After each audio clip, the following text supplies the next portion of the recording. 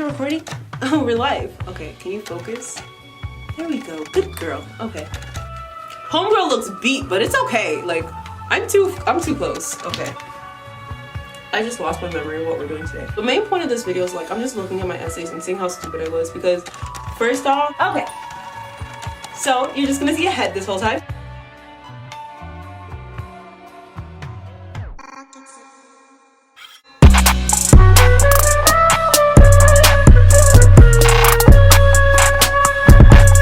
Hey guys, it's me. It's Tolu. It's just Tolu. I was supposed to be releasing like my stats that got me rejected from 15 schools, but I felt like reading the essays that I put like blood, sweat, and tears into, that sounded like a better option, right? So today we're just gonna be reading the 15 essays that got me rejected from university. We are obviously not gonna read all 15 essays that got me rejected because one, I don't think you wanna know that much about me. Two, I don't wanna read that much. Anyways, not having English for like a whole semester kind of messed me up. I'm gonna just jump right into the essay that like made me literally so excited. I was so, okay, when I was writing my UChicago and Stanford, I was like, this is gonna be the essay that gets me in, and here we are. Let's just jump right into UChicago.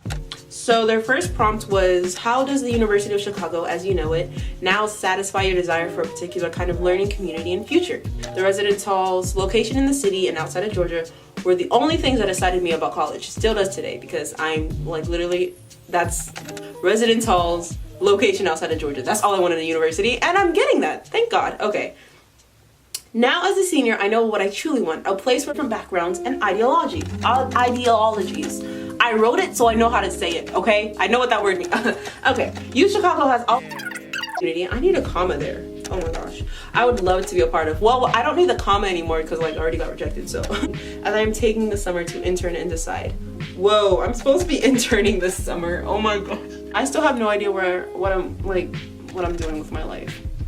Because it's literally those two things. It's either medicine or why does my finger look so weird? It's either medicine or international relations, because I grew up loving science and biology, but, and this is the importance of exploring interests in high school. I went to like Model UN for like all 4 years of high school, and I actually really like Model UN too. So learning international relations, politics, not really politics, but like international relations was really interesting.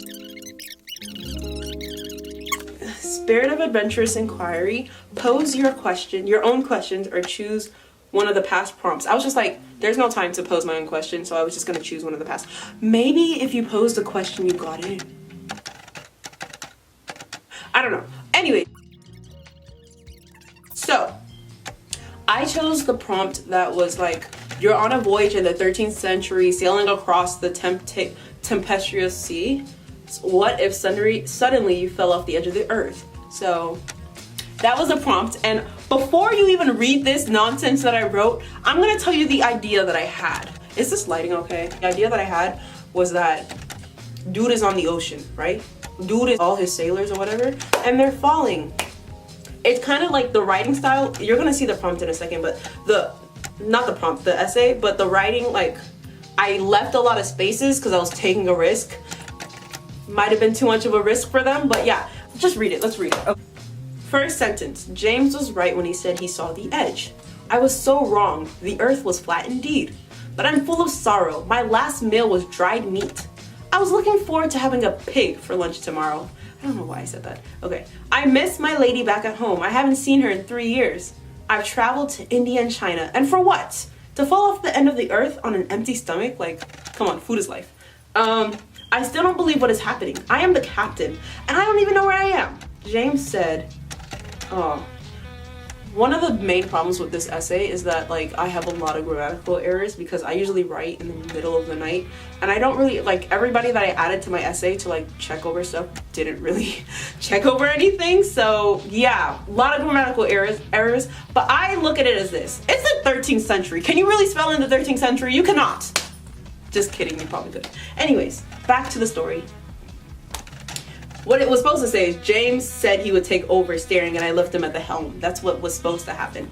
But we're illiterate a little bit. It felt like ages ago, but I know it just happened. Should I have trusted the lad? I always hear him and the crew jesting about the flat plates we call Earth. They would rave about how all of the Earth was discovered. Am I still recording? How all the Earth was discovered and there was an end to the Earth. They laughed, but always got quiet as fish when they talked about what it's like. What?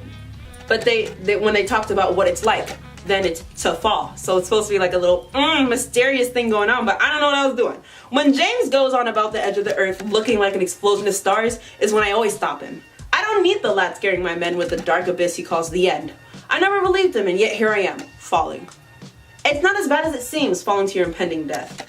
I've taken the time to meditate on what my life has been, all 28 years of it, getting sea legs at 10, getting married at 25, and then voyaging to find more land. I don't know why I had a flat earther like James with my crew of round earth believers.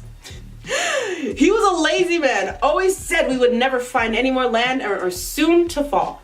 It was James, with his smirk and his scurvyless smile. Yeah, James was supposed to be a hottie, I don't know why.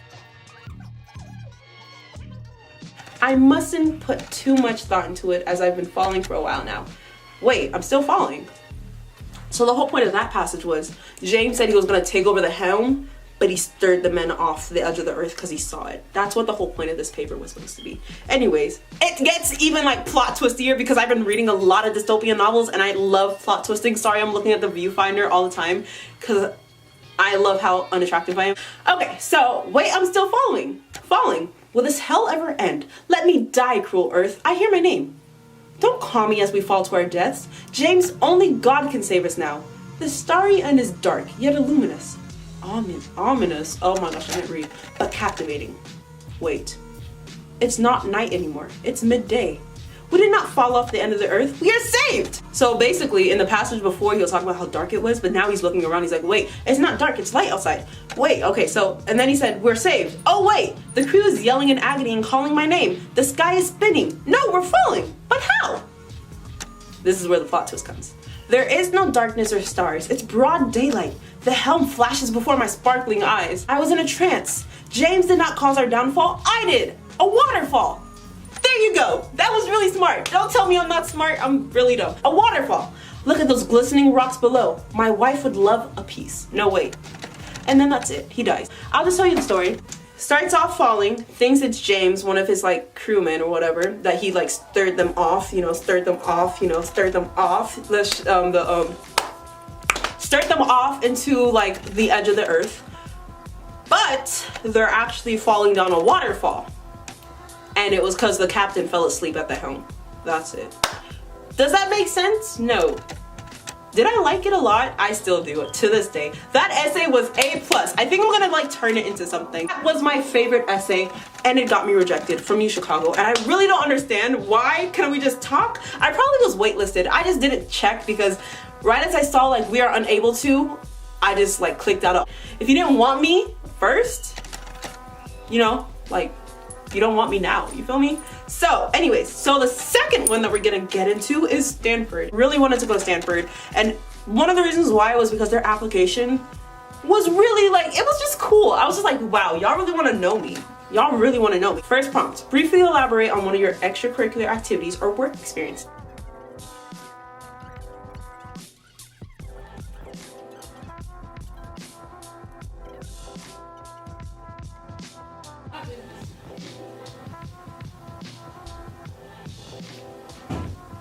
It was like a Common App essay.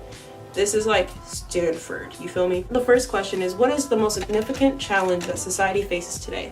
50-word limit. Those word limits were so hard. At first I would look at them and be like, I can't make it, but then I was over making it and it was just not working.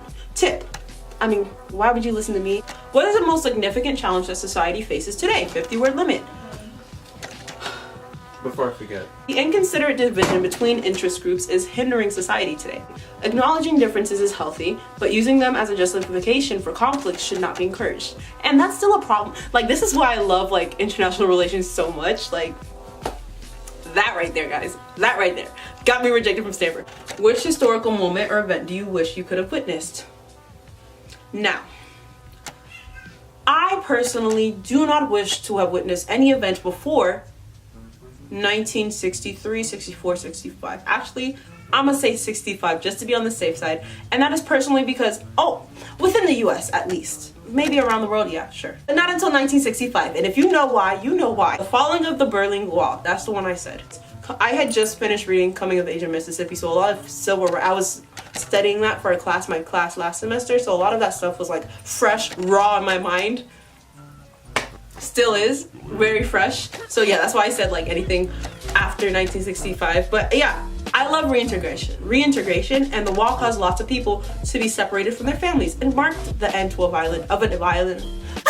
Personally, falling of the Berlin Wall, great, because it's a time of happiness, time of joy, time of coming back together. Next prompt. When the choice is yours, what do you read, listen to, or watch? 50-word limit. I've always had a weakness for all types of dystopian books, from Animal Farm to the Mortal Instruments. I still have not finished The Infernal Devices, oh my gosh! I listen to every music genre except for country. Still, I'm not rocking with country. I don't care if you got the horses in the back, whatever. I don't rock with country like that yet. I'm working on it. A lot of things that I don't like as a kid, I'm slowly like I didn't listen to rap until summer of 2017, 16, I don't remember, but like I grew up not listening to rap. But now my particular favorite is any song from Young Paul Anka. Come on, put your head on my shoulder. Time to Cry. Puppy Love. Whew. Yes, those are good songs. I love anime and preteen cartoons because I'm a weeaboo. Preteen cartoons. I don't know what preteen cartoons are. What would that be? I don't know, maybe like Avatar The Last Airbender, 16, I don't know, Teen Titans. The original, not this nonsense. Maybe I would have gone in if I said, I don't watch TV. Imagine you had an extra hour in the day. How would you spend that time? I always write like 1 to 2 different prompts because like I'm very indecisive, I can't decide. Whatever. According to previous sleeping patterns, I'm not average or human. Virtually all of Stanford's undergraduates live on campus. Write a note to your future roommate that reveals something about you or that will help your roommate and us know you better. 100 to 250 words. So I started it anyway, any roomie would. I said, hey future roomie, my name is Hannah. Sorry. I can't write. Question number 2, tea, coffee, or cocoa? I'm personally a tea person right now. Last year it was coffee. Year before that I lived off of cocoa. I just change every time. So I just wanted to know, do you enjoy completely quiet study? Or would you rather jam out to some lo-fi hip hop so you can just stop and breathe in the sound waves? I cannot speak, I cannot write. Those are my 3 questions. So also, I hope we can relate to some things and teach each other more about our own ideologies. But let's face it, the likelihood of us being the exact same are very small. Although I love meeting different people, it's gonna be awkward when you walk in on me singing in Japanese when I don't even understand Japanese at all.